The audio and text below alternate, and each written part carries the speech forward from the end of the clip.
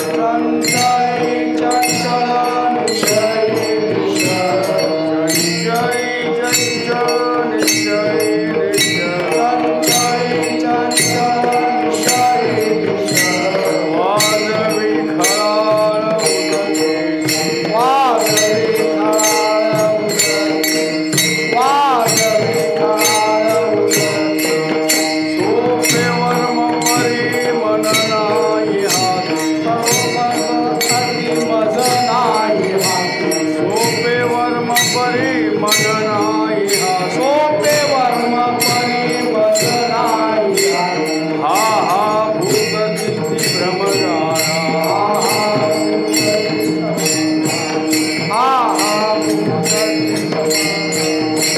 रविबिंब नाही तुटत उदका रविबिंब नाही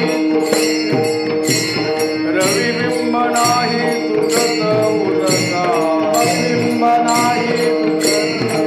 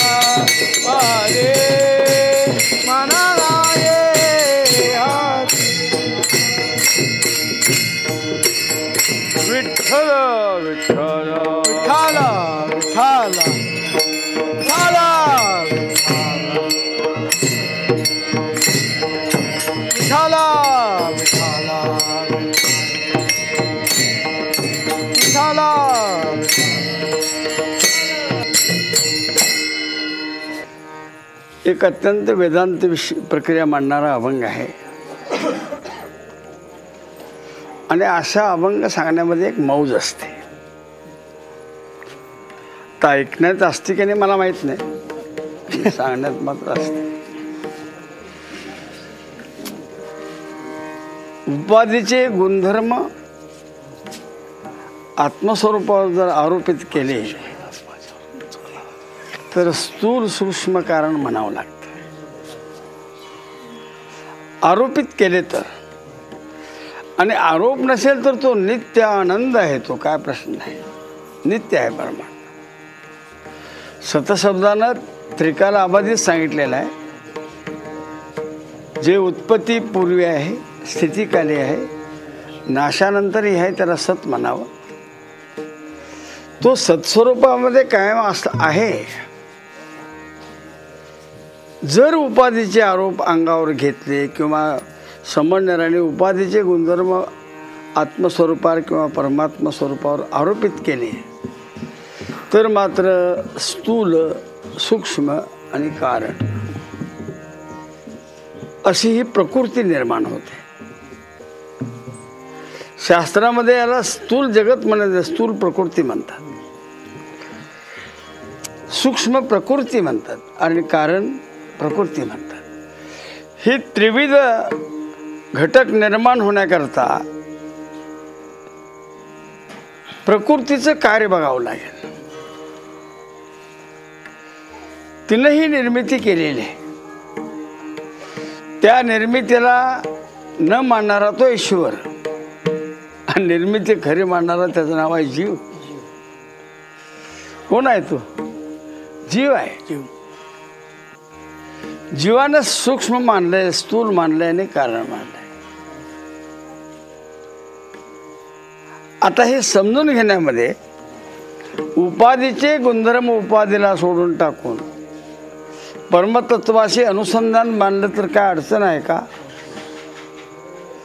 पण उपाधी सोडायची कशी हा प्रश्न आहे. सुटती काय नाही हाही प्रश्न आहे. आणि सुटली तर परत येईल का नाही दुसरी शंका आहे.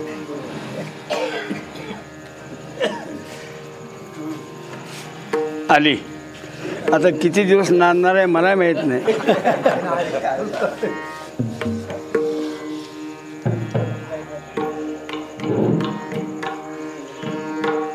एकदा उपाधीचे गुणधर्म आत्मस्वरूपावर जर आरोपित केले तर त्याच प्रकृतीचे एक रूप स्थूल आहे, त्याच प्रकृतीचे दुसरं रूप सूक्ष्म आहे आणि त्याच प्रकृतीचं तिसरं रूप कारण आहे. आता प्रकृतीत जर सत्यत्वानं टिकत नसेल मग तिचं कार्य खरं म्हणावं का? कारण ते टिकत नाही. अनिर्वचनीय ख्यातीमध्ये तिला घालवता येतं. तिला आता हे किती लोकांना पडते कळते मला माहीत नाही, पण मी सांगतो किती लोकांना पडते म्हणण्यापेक्षा अनिर्वचनीय ख्याती पटणं अवघड आहे. सत्ख्याती पडते, असत्ख्याती पडते, पण अनिर्वचनीय ख्याती पटल्याशिवाय परमार्थामध्ये तुम्हाला प्रवेश किंवा पूर्णता येत नाही. येतच नाही.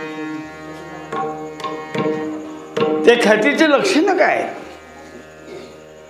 तिला सत म्हणावं तर सिद्ध होत नाही, असत म्हणावं तर त्रास दिल्याशिवाय राहत नाही. शास्त्र म्हणतं तिला सती म्हणू नकोस आणि असती म्हणू नकोस.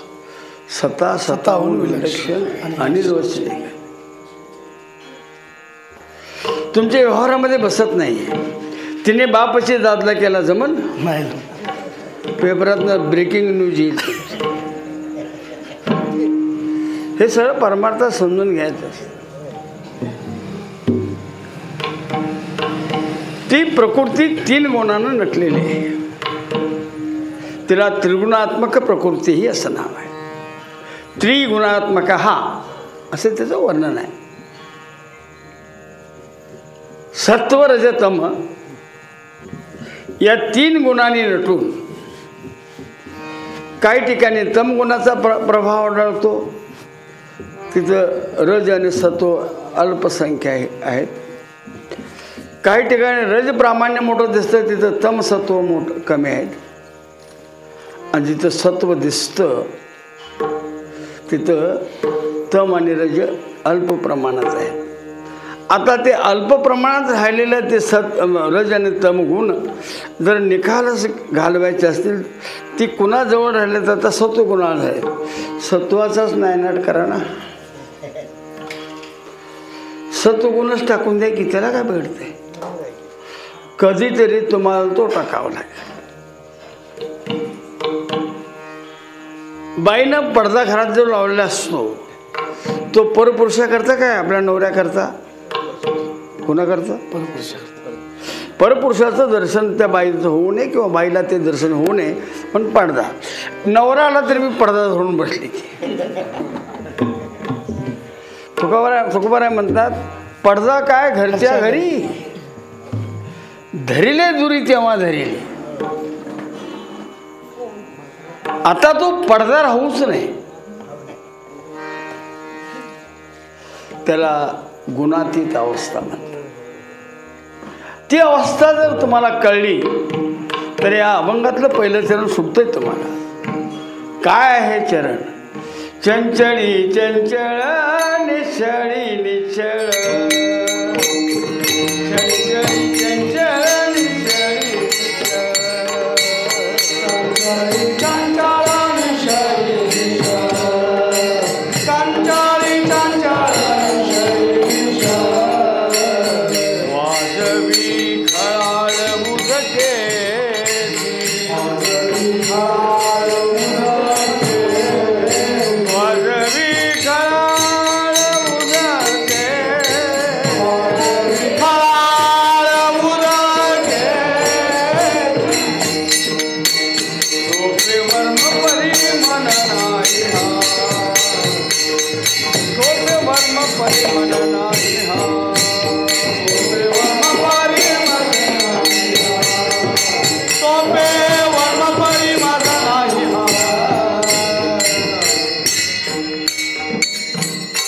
पाण्याला नामनिदान म्हणजे बारसं केलं. चंचळ निश्चळ आणि खळखळ. पाणी आपल्या स्वरूपामध्येच आहे. त्याला चंचळही माहीत नाही, निश्चळही माहीत नाही आणि खळखळही माहीत नाही. जसं सोन्याला अलंकार माहीतच नाही. तुम्ही त्याला टिक्का म्हणा, चिताक म्हणा, बोरमाळ म्हणा, नथ म्हणा, पाटल्या म्हणा, बाजूबंद म्हणा, सोन्याला हे अलंकार माहीत नाही. पाण्याला हे 3 आरोप माहीतच नाही. पाहणाऱ्याला वाटतं सोन्याला नाही ना माहीत नाही. बरं लाटा मोठ्या बारीक 3 प्रकारच्या उठल्या, पाण्याला काय परिणाम आहे? नाही. पाण्याला ते माहीत नाही. पण त्या उठल्या कुठं? पाण्यावरच. लहान लाट पाण्यावर उठले आणि मोठी कुठे डोंगरावर उठले का? नाही, पाण्यावरच. पाण्यावरच उठले. पण त्या पाण्याला काही माहीत नाही. तसं चंचल ही उपाधी वाऱ्याच्या योगानं आहे, निश्चल ही उपाधी सपाट जमिनीमुळे आहे, आणि खळखळ ही उपाधी उतार जमिनीमुळे आहे. ते उतार जमिनीला ज्यावेळी आपल्याला खळखळ वाटतं त्यावेळी पाणी आपल्या स्वरूपामध्ये असतं. आत्मा विकारी वाटतो का तुम्हाला? वाटला तरी सुद्धा आत्मस्वरूप नित्य तसंच आहे. त्याला अविकारीही म्हणता येत नाही ना, हे सुद्धा विचार तुम्ही. आणि तो विकारी नाही, यात नवल नाही, त्याला अविकारी सुद्धा म्हणणं नाही, म्हणणं संभवत नाही. विकारी असेल तर अविकारी, ते विकारीच नाही तर अविकारी कसं काय म्हणणार त्याला?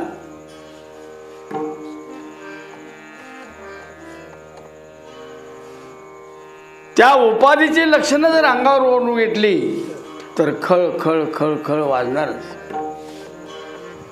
वाजणार की नाही? उपाधीची लक्षणं आपल्या अंगावर ओढून घेतली म्हणून पाप पुण्याने घेतले ओढून. ही उपाधीची लक्षणाचे गुणधर्म आहेत. कोण पापी, कोण पुण्यवान. अज अजर अमर असं 3 लक्षणाने युक्त असताना त्याला कुठं पाप स्पर्श करते आणि पुण्य कुठं स्पर्श करते? आहे कसं? अज न जन्मलेलं, अजर विकार रहित, अमर अविनाशी. ही 3 लक्षणं ती सुद्धा लांबूनच म्हणायला लागतात, जवळ जाऊन म्हणता येत नाही. लांब न म्हणायचं, कारण जवळ जाऊन म्हणायला तुम्ही शिल्लक राहत नाही. हे धरा, कसं म्हणणार त्याला? सत्यम ज्ञान म्हणत ब्रह्म हे म्हणणं सुद्धा निषेधमुखाचं आहे ना, विधीमुखाचं नाही आहे.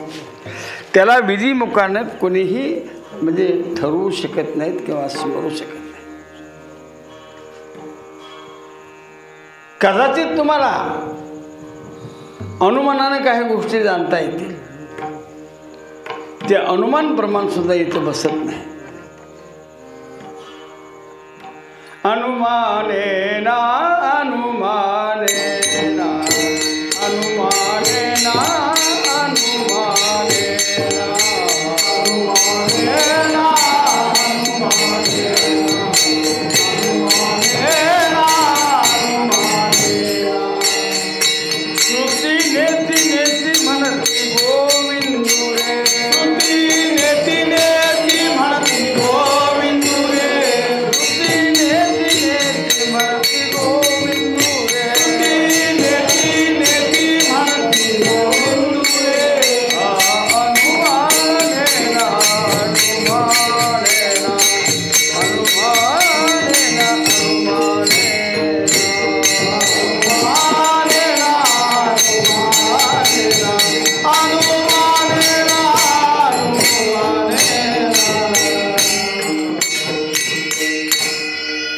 सगुण म्हणू की निर्गुण आहे.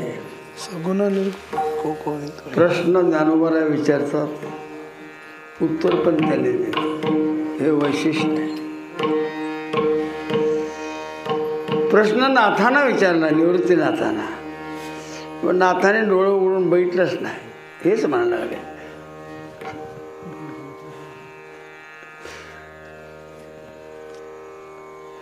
काय म्हणायला लागले?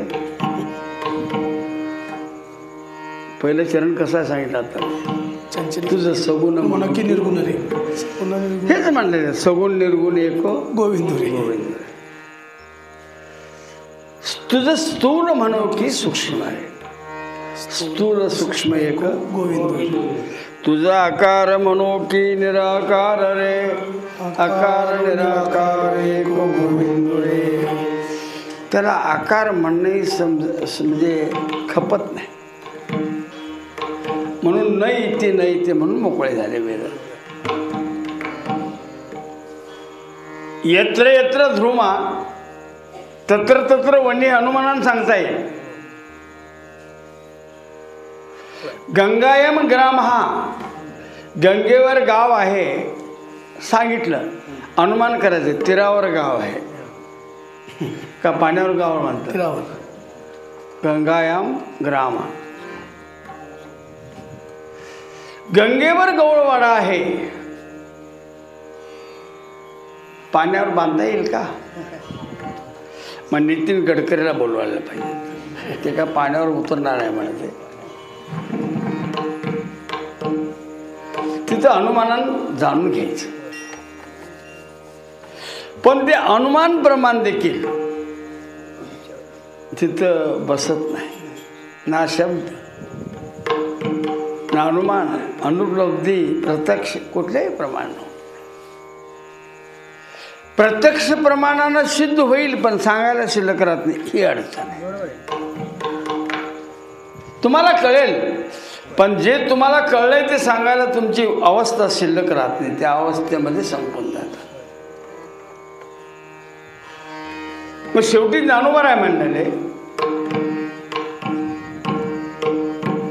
निवृत्ती प्रसादे ज्ञानदेव बोले. निवृत्ती प्रसादे ज्ञानदेव बोले. निवृत्ती प्रसादे ज्ञानदेव बोले. निवृत्ती प्रसादे ज्ञानदेव बोले. बापर माझे मारू बापर कुमादेवी वरू विठ्ठल.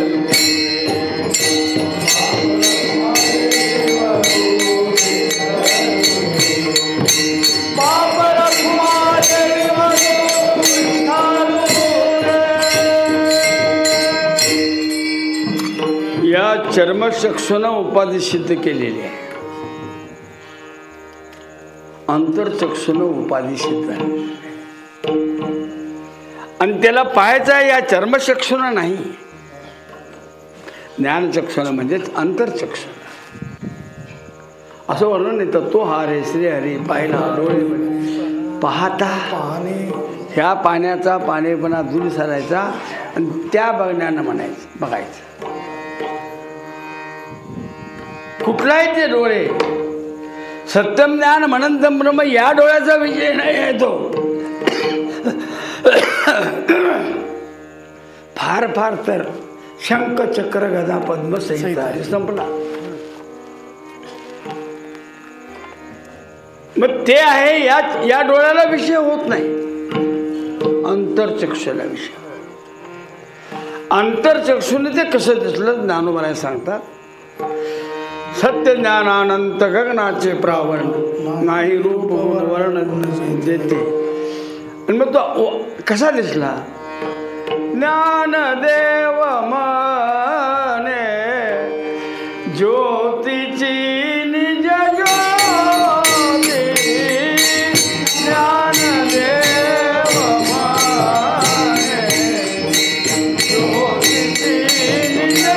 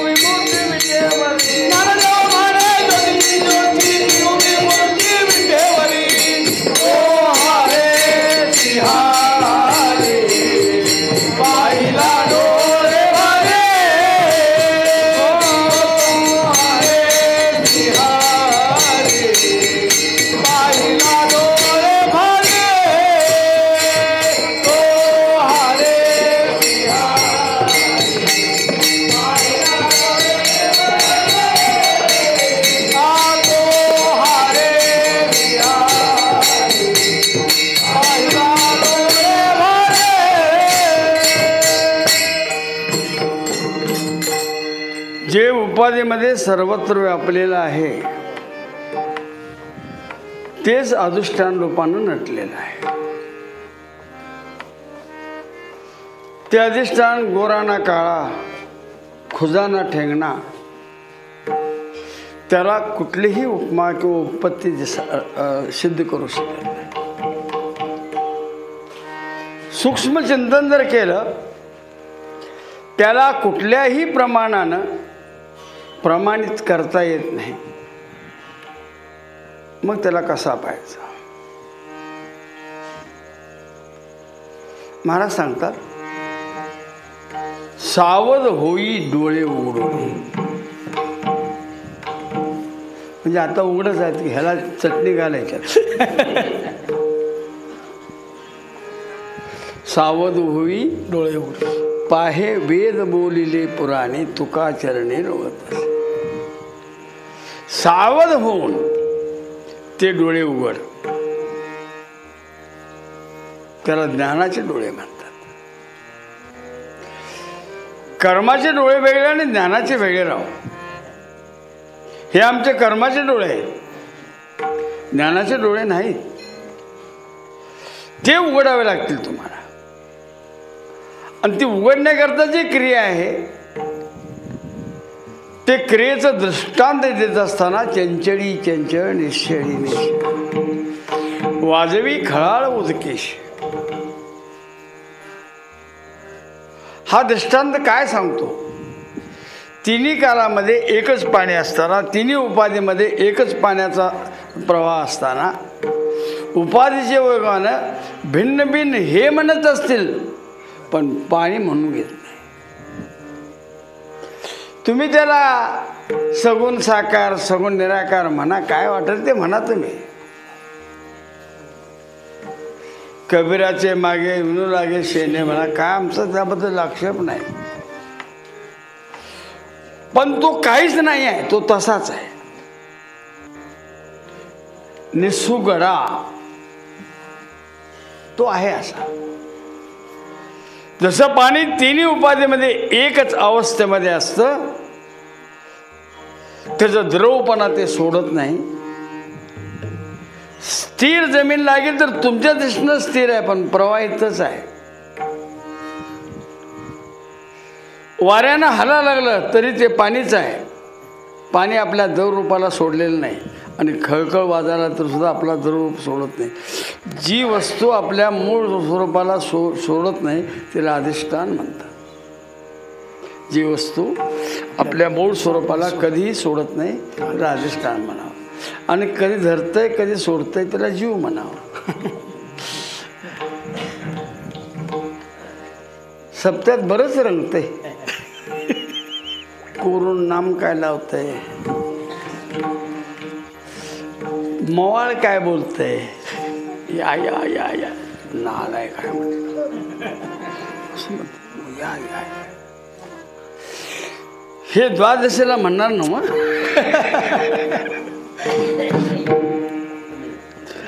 मी या गल्ली आलो तर त्या गल्ली निघून जाईल. ही आणि चहाला बैदा आले म्हणून नाही होणार. हे वर्म सोपं आहे का नाही? फारसा अवघड आहे.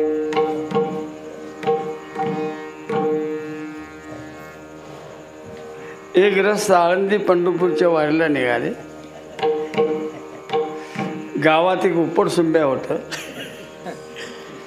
त्याला वाटलं ह्याच्याबरोबर गेलं तर फुकट 20-22 खायला मिळेल, आणि जरा कोळी बरं आहे, येताना तेवढं डबल मारलं म्हणजे आपली यात्रा पूर्ण होईल. उद्देश किती चांगला आहे. आबा मी येऊ का? चल बाळ. रोज वाटचाल व्हायची. हे भजन काही पुढंच असायचं. त्याला काय भजन. रात्री झोपताना ते वारकरी म्हणायचे, जा लघवीला बसून ये जा. परत मध्ये बायका आहेत ओढून जायला लागतंय. गेलं की आपलं पाकिट त्याच्या उशाखाली ठेवायचं. ते येऊन झोपलं की हे लघवीला जायचे. हे गुरगुरीत झोपायचे, पण ते रात्रभर त्याचा किस्सा तपास, त्याचं दुसरी तपास रात्रभर करायचं.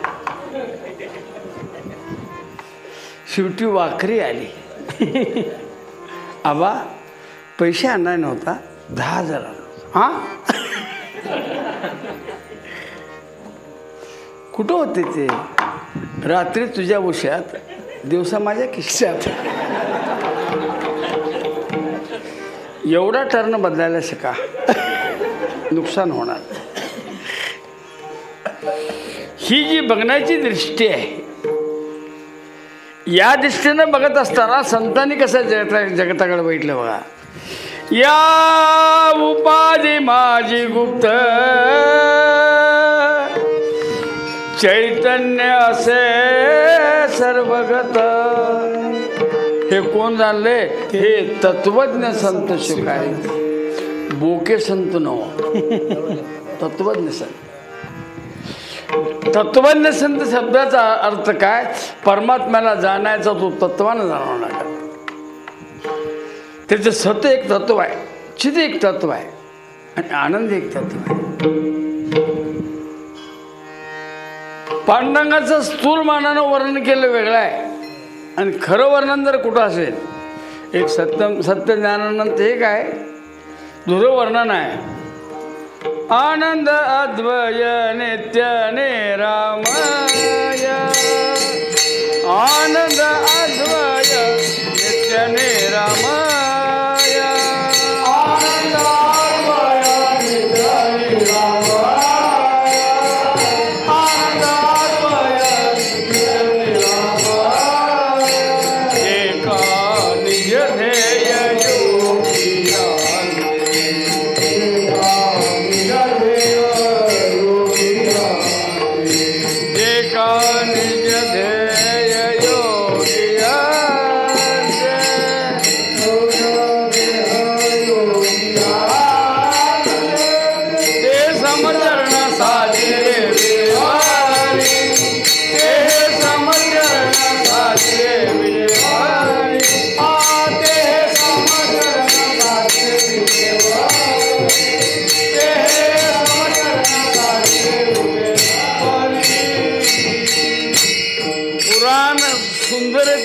सांगण. शास्त्र सत्यम ज्ञान म्हणून ब्रह्म सांगत, पण तेही त्याच्या पलीकडे आहे ना. कारण पुढं म्हटलंय आनंद अद्वय नित्य निरामय जे का निज ध्येय योगी यांचे. आनंद हे पद योग्यांचं आहे. हां, आता ते हे समचरण साजरे विटेवरी. कारण पुढचं चरण आहे पुराणाशी वाढ श्रुतीने पार ते झाले साकार. श्रुतीला का कळलं नाही, कळत नाही. पुराणावर दोष आहे आणि शास्त्रावर पण दोष आहे. ते दोष श्रवणाचे सांगितले.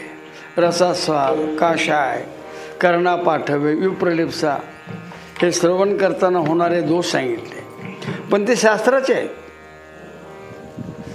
अतिव्याप्ती, अव्याप्ती, असंभव हे दोष पुराणाचे आहेत. पुराणात भलतंच बोललं जातं. इकडचा डोंगर तिकडे उचलून टाकला. ते काय सिमेंटची पाटी आहे आणि बघ घे येडपण. मनोरंजनाकरता काही गोष्टी लिहिलेल्या असतात, त्याला अतिव्याप्ती म्हणतात. अव्याप्ती तिथं शक्यच नाही ते तरी सांगताय. आणि असंभव म्हणजे कालत्रयी शक्य नाही अशा गोष्टीला सांग. हे दोष पुराणाचे, हे दोष शास्त्राचे. मग पुराणाचा उपयोग कितीपर्यंत घ्यावा? सगुण साकारा करता घ्यावा. शास्त्राचा उपयोग किती घ्यावा? सगुण निराकारा करता घ्यावा. आणि मग अधिष्ठानाकरता स्वानुभव जनिता असा, त्याशिवाय नाही. या क्रमात फेरफार झाले की संपलं तुमचं. कुछ तो गडबड हुआ आहे करून चालणार नाही. हे वर्म सोपं आहे. खिशातलं पाकिट त्याच्या उशाला ठेवणं वाईट फार अवघड आहे का? पण हे मन सहकार्य करत नाही. मन एव मनुष्यानाम कारण बंध मोक्ष. त्या मनाला 9व्या अध्यायाच्या शेवटच्या श्लोकामध्ये उपदेश केलेला आहे. मन मना भव मद्भक्तो मध्याजिमा नमस्कुरु मामे वैशवशी युक्तवेव मात्मानम मतपरायण. ओवी कशी आहे बघा. अर्जुना मन हे मीची करी माझिया भजनी प्रेम धरी सर्वत्र नमस्कारी मज एका ते. सगळ्या ठिकाणी मला एकट्यालाच बघ. या जगतामध्ये माझ्याशिवाय अन्य कोण नाही. जगतरूपानं नटलेला मीच आहे. मग पण तू अस्तिबाती प्रेम म्हणशील, लगेच आपलं बोलणं बदललं. भूते ना माझ्या ठाई मी भूता माझी नाही, या खुना तू काही चुकू नको. अर्जुन म्हणला ह्याचं कुठलं बोलणं खरं म्हणू. आतापर्यंत म्हणू का हे म्हणू. हो ना. नचमत मत्सानी सर्व भूताने. मी या सर्व भूतामध्ये आहे म्हणणारा तोच लगेच म्हणते नचमत्सानी भूताने पश्चिम योग महेश्वरम. काय कर. दोन्ही बोलणं बरोबर आहे. आपली स्थिती तशी असावी, आपली धारणा तशी असावी. आमची धारणा जर अयोग्य असेल तर ते प्रमाण चुकीचं वाटतंय आपल्याला. माऊली प्रमाण चुकीचं देतील. भगवान अर्जुनाला खोटं उपदेश करतील. मग ह्याला कळलं ना काय गीतेला चूक वाटते. ह्याला कळलं ना ते कळत नाही ना. त्याला काय करायचं. भूते ना माझ्या ठाई अधिष्ठाना ठिकाणी अध्यस्त पदार्थ राहू शकत नाही. एक भूता माझी मी नाही.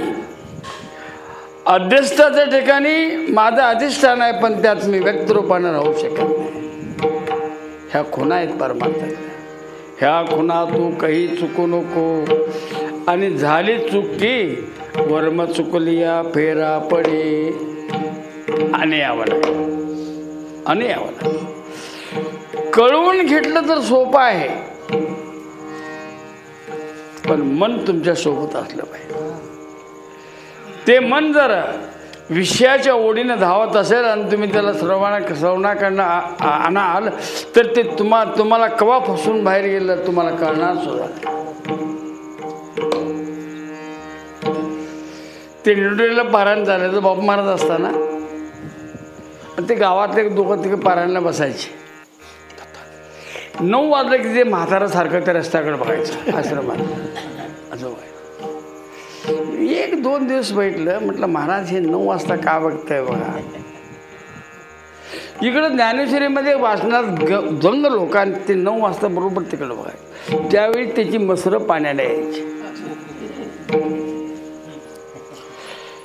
किती जन्म पारायण केलं तर कळलं ज्ञानेश्वरी नाही का. हा जो भ्रम आहे या मनानं स्वीकारलाय. भ्रमानं काय झालेलं आहे बघा. विषयाचा पडीपाडू गोड परमार्थ लागे कडू. एवढ्यावर भागला असतं तरी हो म्हटलं असतं. कडू विषय तो गोडू जीवाशी झाला. ते साप चावलेल्या माणसाला लिंब गोड लागतो आणि गूळ कडू लागतो. ते कशाचा परिणाम आहे. जिभेमध्ये पसरलेल्या विषयाचा परिणाम आहे. तुमच्या भ्रमाचा परिणाम आहे हा. तू वादुसंवाद नंतर बघा पण भ्रम करू करा अगोदर. भ्रमानं म्हणतंय हा गाढा भ्रम म्हणतात तुकोबार आहे. तुम्ही कुठल्या गावात जाऊन झोपा. तिथल्या माणसाने नामदेव म्हटलं की उठता का नाही. गाव कुठलं कशाला? मग सोबत ब्रह्मा आहे का नामदेव आहे? कोण आहे? नामदेव आहे. नामरूपात्मक प्रकृतीचं कार्य कुठेही गेलं तर आमच्या बोकांड्याला सुटत नाही. तिचं तिला सोपवावं आणि आपण मोकळं राहावं. बघा जमतंय काय? ते म्हणाल तुमचं जमून तुम्ही घ्या, आम्हाला हे सगळं सोडून जात आहे. कारण तुकोबारायच्या पत्नीनं सोडलं नाही, तुम्ही का सोडता? ते म्हणले अगं कोण कोणाच्या घरला येते? दिन सोम शुद्ध सकाळी पातला, द्वादशी आला पर्व काळ. बायकोला तुकोबारा उपदेश करायला. हे बघ अगं हे कुठलं तरी डोणानं मुंदा म्हणून आपल्या घरी येतात माणसं. बरं म्हणजे तू सुद्धा वैराग्यशील हो. म्हणजे काय करावं लागेल?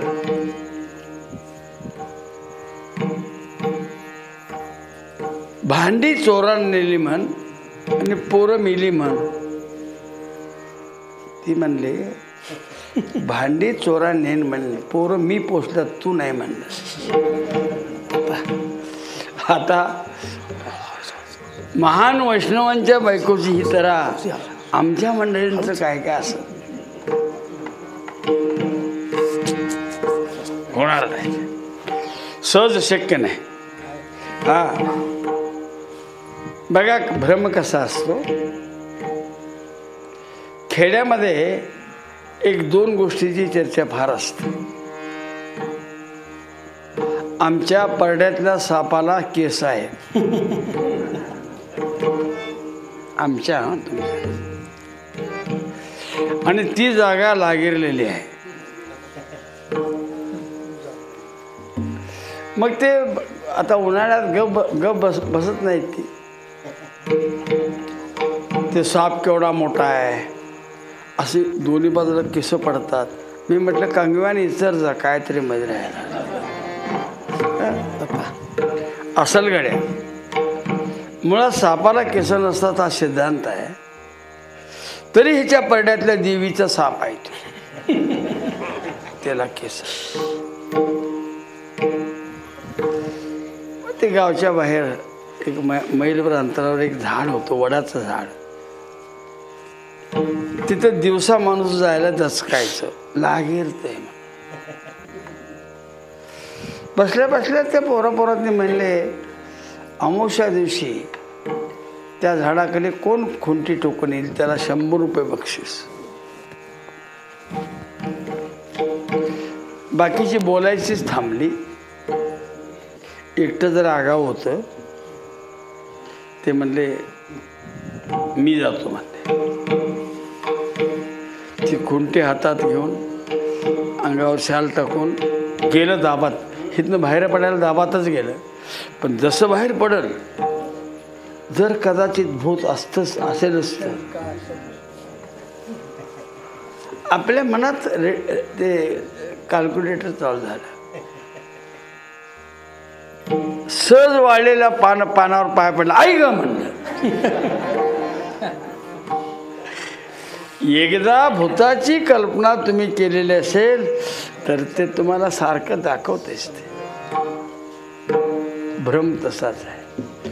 तो भ्रम जर निश्चित समजला असला, त्याला स्वीकारला असला तर तुम्हाला तो गोत्यात आणल्याशिवाय सोडत नाही. तो भ्रमरूपानं कळण्याकरता तरी परमार्थ करायचा. भ्रमरूपाने सांगणारे संत आहेत. पावणं रागळं भ्रम सांगत नाहीत. भ्रमाचं कार्य किती चांगलं आहे सांगतात. हा संत सांगतात. जसं मृगजळ सिद्ध झालेलं नाही किंवा मृगजळाच्या पाण्यानं जमीन ओली होऊ शकत नाही, त्याप्रमाणे हे सगळं मंडळ आहे संत सांगतात. ते पूर्वी भटजी आशीर्वाद द्यायची. एकाचं 21 होऊन द्या आणि 5चं 25. आता देऊन बघ तुला आतच घालतात.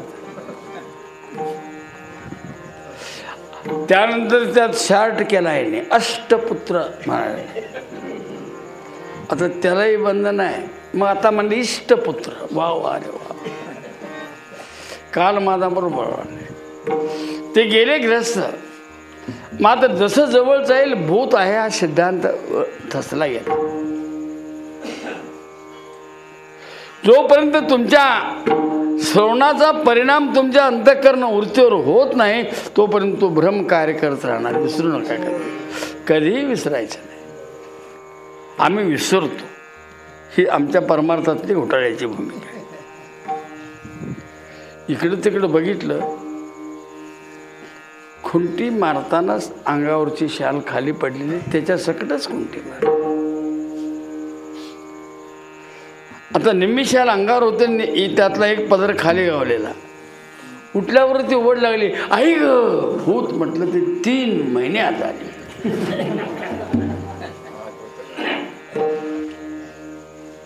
हे भ्रमाचं भूत आहे का यथार्थ आहे? भ्रमाचं. या भ्रमाच्या भूतानं कार्य तुम्हाला केलं कळलं का? किती जन्म झाला फेरा,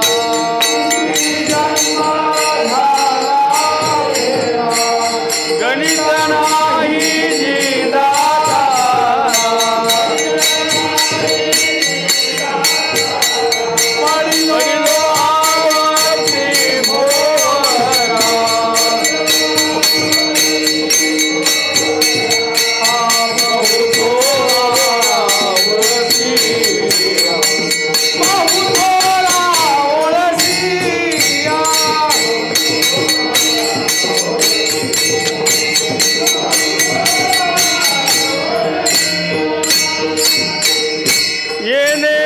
भोगविल्या खाणी नसता छंद म्हणजे भ्रम लाविला मनी. आणि त्या भ्रमानं भ्रमलो मी माझे भ्रमणी झाली बोडणी विटंबना. ऊस लोकावर रुसतंय त्याने माझ्या परमार्थात आडवे आले. तुझ्या परमार्थात कोणीच अडवायचं तुझा तूच अडवायस. हे म्हणते प्रमाण आणि हाय त्याच रूपनं जाते. ह्याला काय करायचं? किती जन्म झाला फेरा गणित नाही जी जातारा. पडिलो आवर्ती भोवरा बहुत होरा ओढसिया. नदीच्या पाण्यामध्ये 2 प्रकारचे भोगरे असतात. एक गोल गोल फिरवणारा भोगरा आणि एक वर खाली फिरवणारा.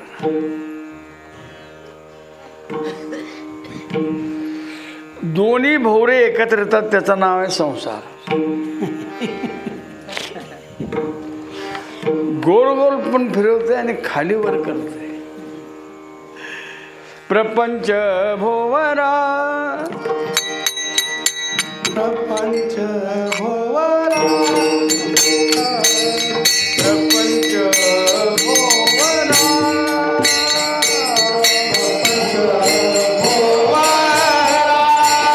फिरत से घर घरा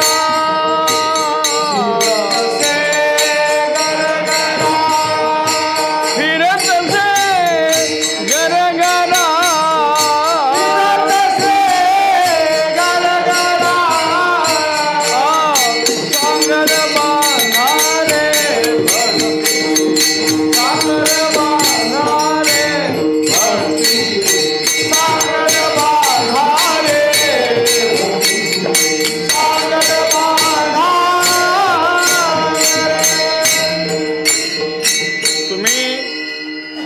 अन्य ज्ञानाच्या माग लावून भ्रमच वाढून घ्या. प्रपंचातल्या ज्ञानाला भ्रम वाढतो का कमी होतो? मग ते MA असेल, BSc असेल, MCom असेल, MPhil असेल, LLB असेल, LLM असेल, हे सगळे भ्रम वाढवणार आहे. कारण ते एकांगी ध्यान आहे. आत्मज्ञान किंवा ब्रह्मज्ञान मात्र हे एकांगी नाही, व्यापकतेचा परिणाम दाखवणार आहे.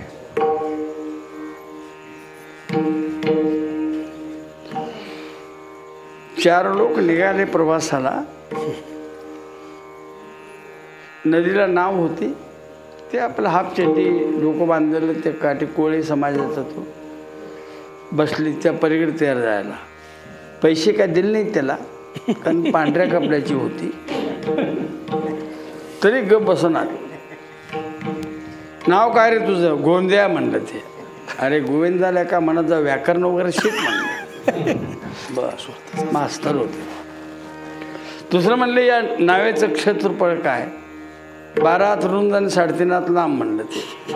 अरे क्षेत्रफळ सांग केले का? नाही म्हणले. वाया गेलास म्हणते. डॉक्टर म्हणाले ह्या असल्या पाण्यात फिरून फिरून सर्दी झाली तर काय करतोस?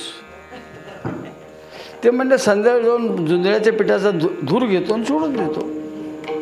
अरे मूर्ख आहेस, पॅरासिटामॉल घ्यायचा.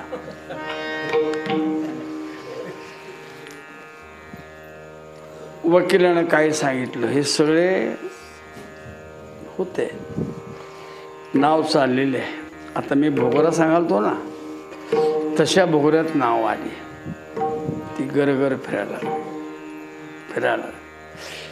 ह्या चौघांना एवढं ज्ञान होतं पण पोहायला येत नव्हतं. आता इथं MBBS पाहिजे का पोहायला शिकलं पाहिजे? पोहा शिकलेला पाहिजे. आता फिरता फिरता नाव खाली बुडाली, वर यायला लागली. अरे काय करायचं म्हणले. मी कधी वाया जाईन तेव्हा जाईन, पण तुम्ही आत्ता चाललाय म्हणले.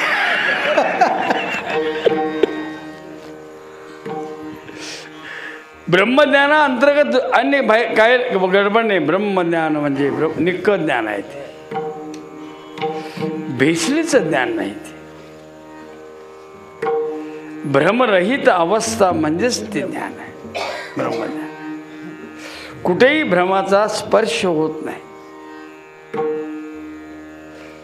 ज्ञान काय सांगतं? रविबिंब नाही तुटत उदका. पाण्यात पडलेलं जे प्रतिबिंब सूर्याचं आहे ते त्याच्यावर काठी मारल्यानंतर तुटल्यासारखं वाटतंय का? तुटतंय, तुटल्यासारखं वाटतंय. कारण ते प्रतिबिंब आहे आणि बिंबालाही माहीत पण नाही काय चाललंय. तसं त्या अधिष्ठानाला ईश्वरानं निर्माण केलं, मायेनं वाढवलं, जीवानं भोगलं, काहीही माहीत नाही त्याला. काहीच माहीत नाही.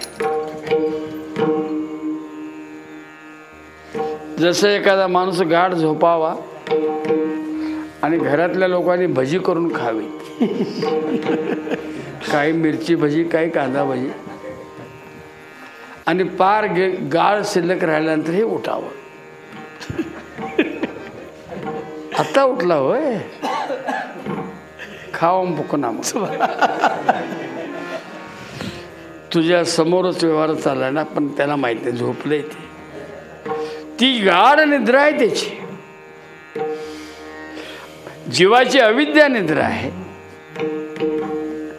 ब्रह्माची निद्रा अविद्या आणि विद्येचं नाही, स्वरूप निद्रा आहे त्याची. कुठलेही पर्यायी शब्द त्याला चालत नाही, स्वरूप निद्राच म्हणावं लागेल. कधी कधी येते आपल्या वेदांतामध्ये शब्द येतो स्वरूप निद्रा.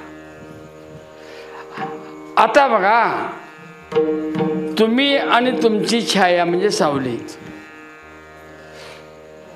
सकाळी सावली कुठल्या बाजूला पडते? पश्चिमेला.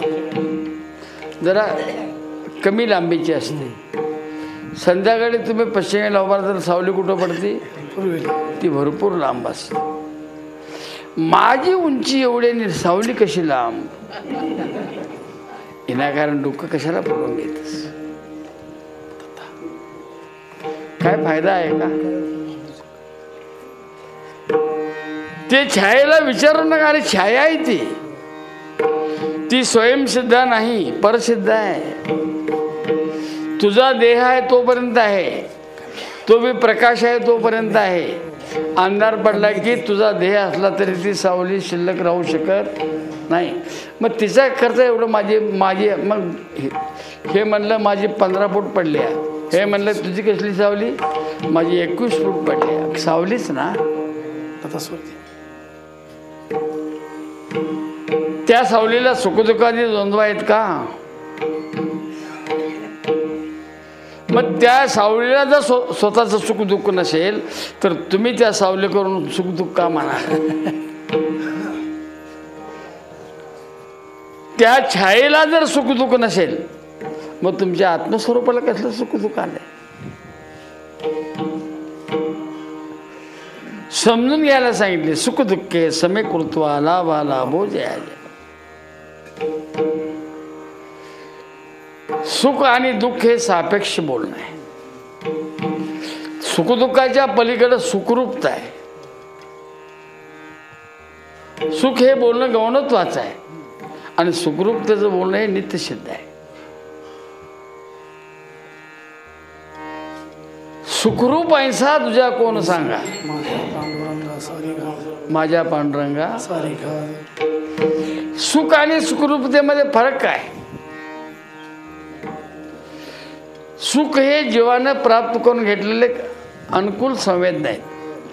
न्यायशास्त्रकार म्हणतात, ते सुद्धा त्याचं खंडन वेदांतांनी केलंय. अनुकूल संवेदना म्हणजे सुख, प्रतिकूल संवेदना म्हणजे दुःख. हे सिद्ध करता आलेलं नाही. मग नेमकं सुख म्हणजे काय? जीव ब्रह्म आहे हे ज्या क्षणी कळतं त्या जीवाची भूमिका निघून जाऊन ब्राह्मी अवस्था प्राप्त होती. त्या अवस्थेचं नाव आहे सुख. मग इतर हे आडनावाचं सुख आहे फक्त.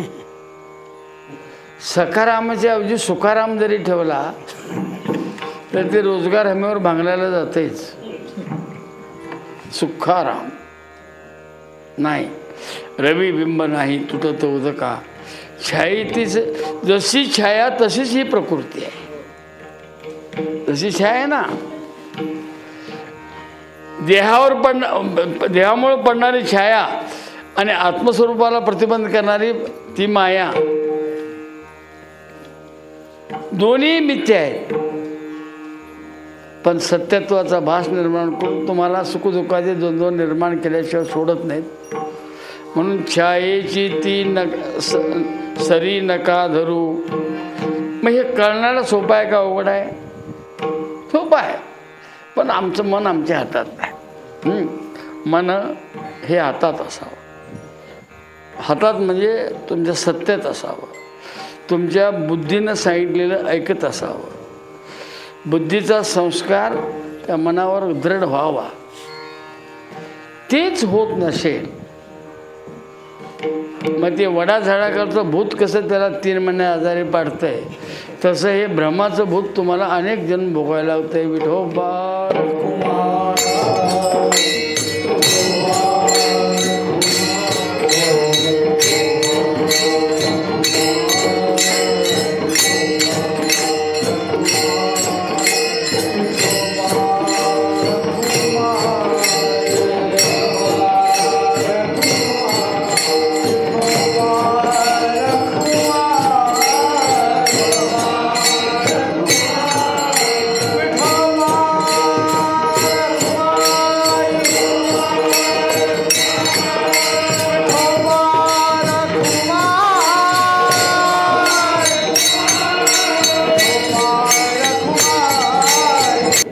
अष्टावक्र गीता म्हणून एक ग्रंथ आहे.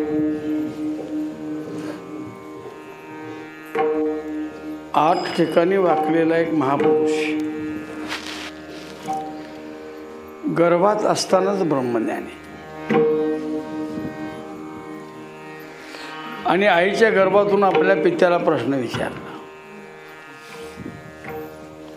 तोही शास्त्रीय होता पण त्याला कळणारा प्रश्न विचारलाच नाही. अमुरानं आतल्या गर्भानं तू माझा मुलगा असून मलाच उलट विचारतोस म्हणून शाप कमी 8 ठिकाणी. आणि त्यांना जन्मताच त्याचा त्याग करून टाकला.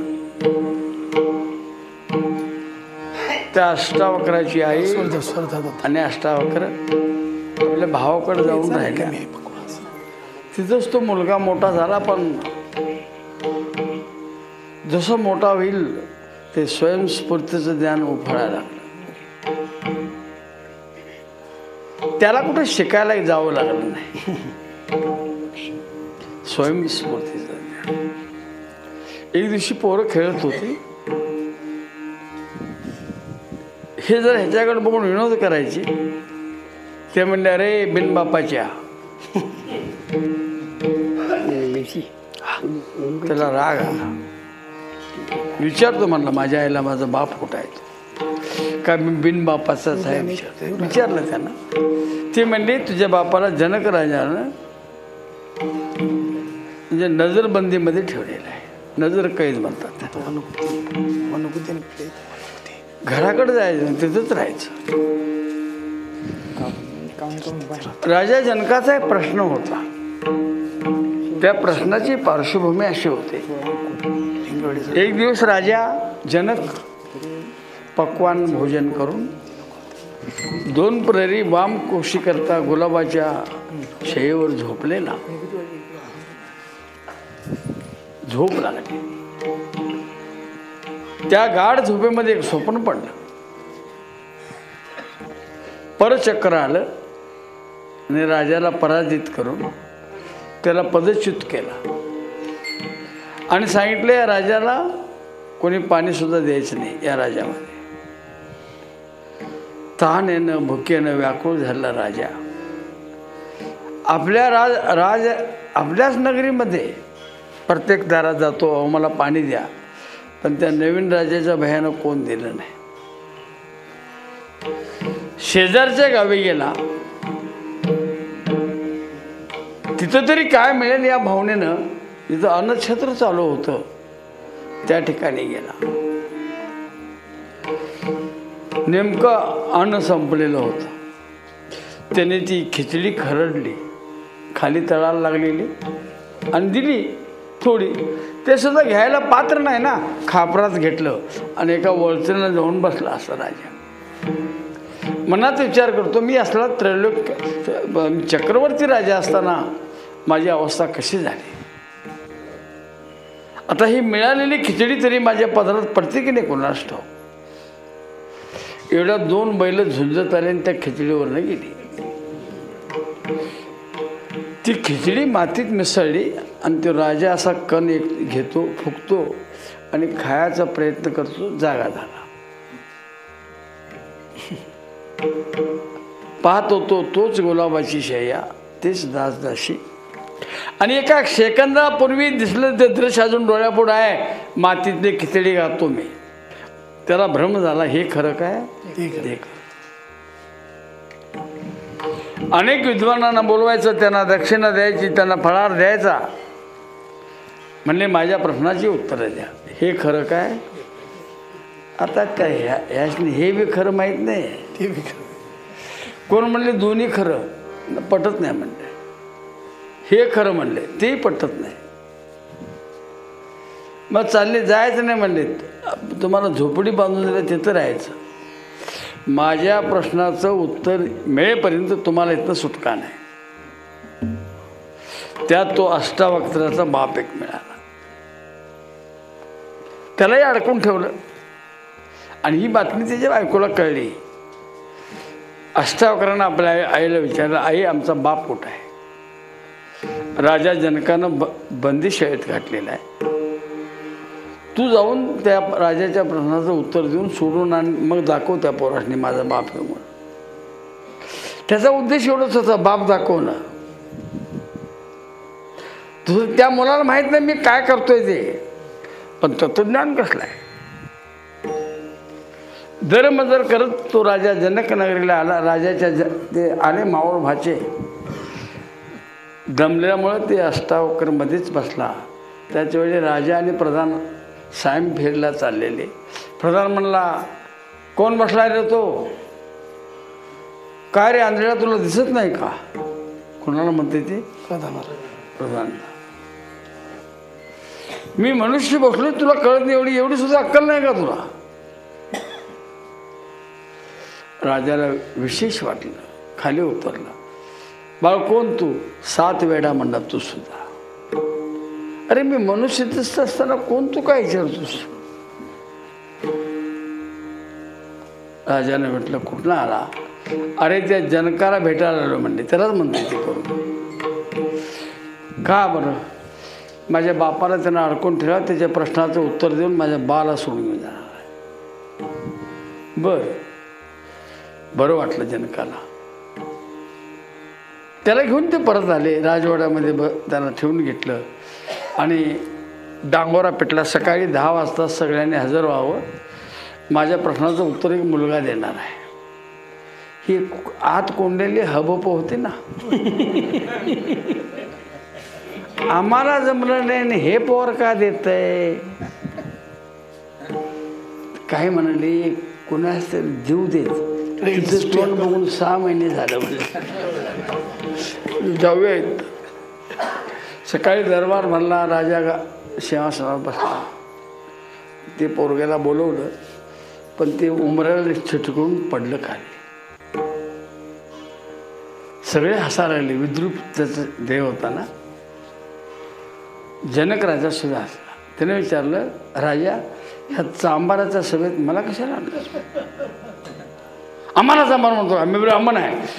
तुम्ही कोण ब्राह्मण म्हणले? फक्त माझ्या चमड्याची परीक्षा झाली तुम्हाला. राजा तू पण असलास, तुम्ही 7 चांबार आहेस. बरं माझ्या प्रश्नाचं उत्तर सांगा. सांगणाऱ्यानं खाली बसायचं असते. ऐकणाऱ्यानं खाली वर बसायचं. राजा सिंहासन खाली बसला. त्या मुलाला वर बसलं. फुकट ऐकायला ती काय कीर्तन नाही म्हटलं मांगेवाडीचं. दक्षिणा झोळीत घालून घेतली भरपूर. म्हणले विचार. राजांना तोच प्रश्न होता. सगळे दरबारे ऐकायला लागले. म्हणले ते खरं का हे खरं? ते म्हणले जागृतीनंतर तेही मिथ्या आहे आणि आत्मजागृतीनंतर हेही मिथ्या आहे. राजाला आनंद वाटला. पण बाकीच्यांना काय कळलं म्हणजे काय? जावा घराकडे. तुमचं काम नव्हतं. तुम्ही सटका येत ना लवकर जाऊन घर गाठा. आता याचा उद्देश काय?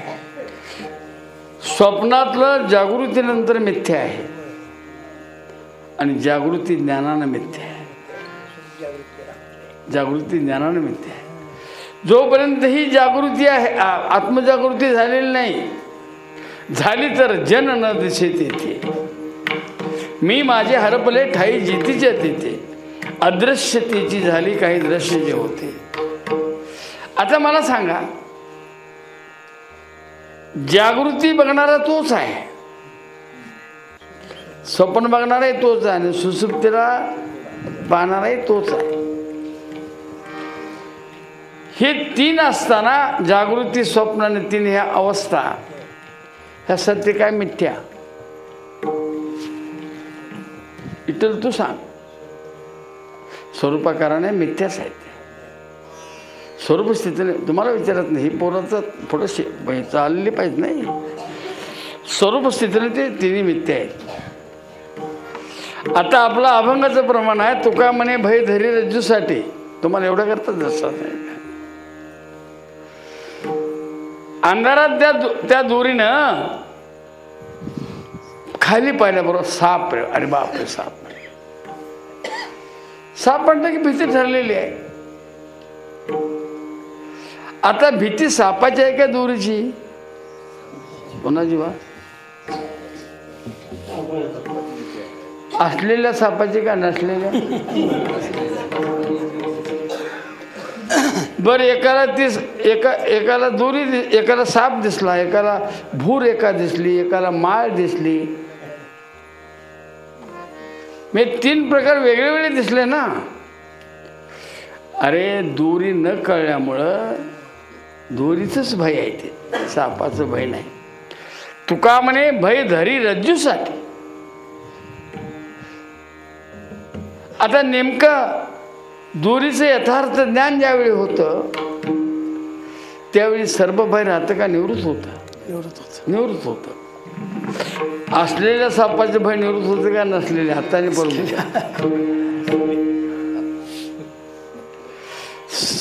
साही शास्त्रकारांनी हा रज्जू सर्पाचा दृष्टांत वेगवेगळ्या पद्धतीनं मांडला.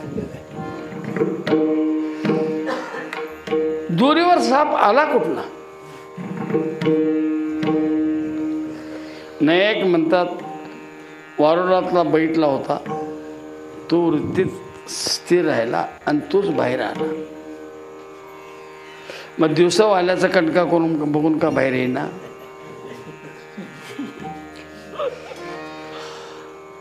संकलित जे अज्ञान आहे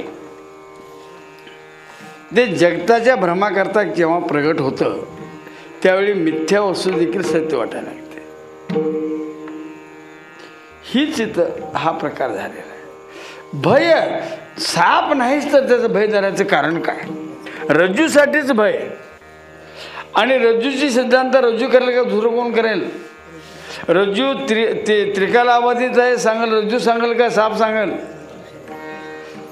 हाती घेऊन या मग फिटे सर्पवासाचा कांटा, किंवा हाती घेऊन या दोरू असं दाखवलं. अरे हा साप तिनिकाला कालही नव्हता, आत्ता नाही, उद्या नाही, ही दोरच आहे, हा दोरच आहे, दोरच आहे. खरं कळलं नाही म्हणून भय धरतं.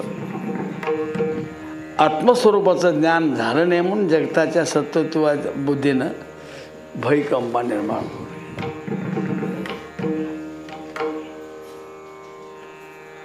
आत्मज्ञान जर झाल्यानंतर ते भय कुठे गेलं?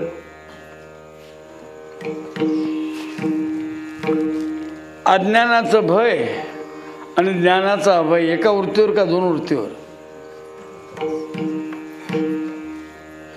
जितनी उत्पन्न झाली ती तिथंच मावळून गेली. काय त्याचा प्रश्न कुठे येतोय?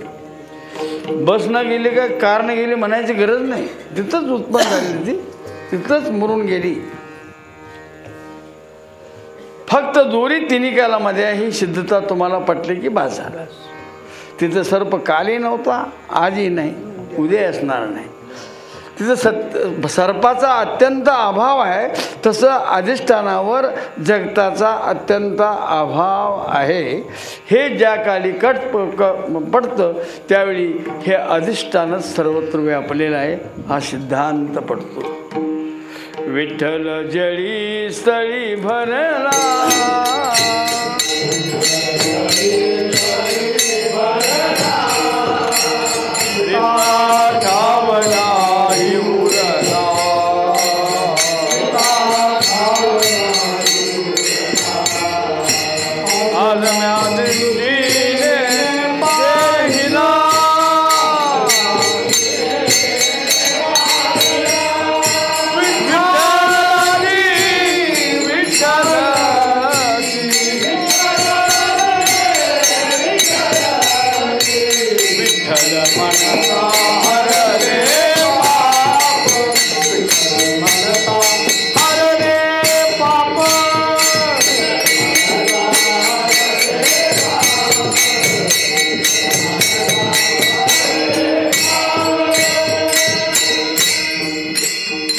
उत्पत्तीपूर्वी तेच आहे, स्थितीकालीही तेच आहे आणि लयानंतर सुद्धा कोण आहे?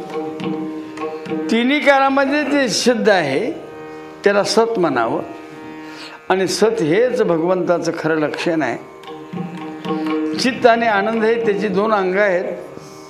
तिन्ही काळामध्ये असणं ह्याचं नाव सत आहे. जसं परमात्मा तिन्ही काळामध्ये सत आहे तसं आत्मसुद्धा तिन्ही काळामध्ये सत आहे. हे आत्मज्ञान त्या ब्रह्मज्ञानाशी संलग्न करून घेतलं की आपला इथला येण्याचा जो कार्यभार असतो तो संपून जातो.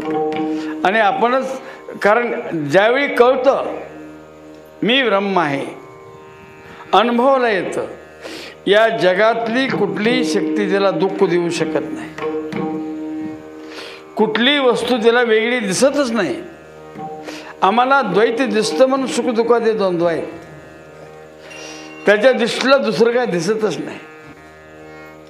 जिकडे पाहावे तिकडे समस्त श्री वासुदेव ऐसा प्रतिती रसाचा ओतला भाव भक्ता माझी राव ज्ञानेश्वर माऊली.